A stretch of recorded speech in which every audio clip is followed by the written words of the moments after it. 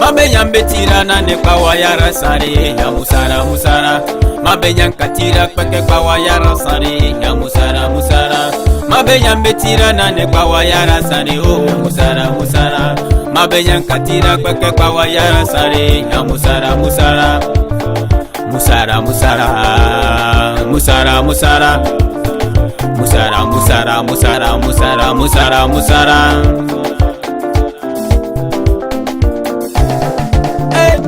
Ya musara na bedane mboro berawo ya musara na bedane mboro berawo ya musara na bedane mboro berawo ya musara na dawin berawo ya musara na bene mboro beranda yena tura na bedema na dema sibauneni ubaruneni ubaruneni yena wibisia na bene neboro mbano ma isiko mawisi une bienduwe wo bienduwe wo na benyam sara na kagobi yansare yeso na wakunga gobi yasa yeso na barune ye konwisi nane asio anyoga abetaki wo pasi ayai abetaki wo ayai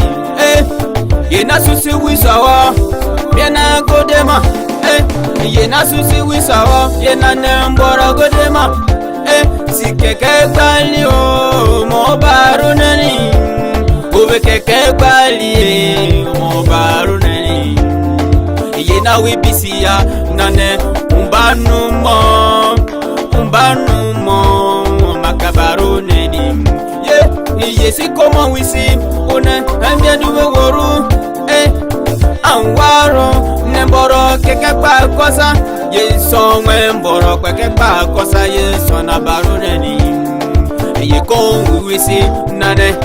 we adeyo abetaki wo pasi aya abetaki wo pasi aya ina nemboro be irukuro abe wisa nane obutaki wuro bawuse puya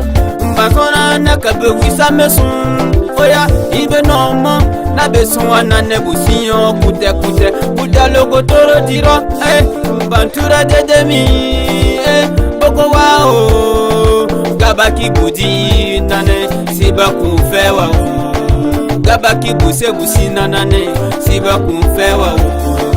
gabaki bukuna nane siba kumfewa nane gabaki budi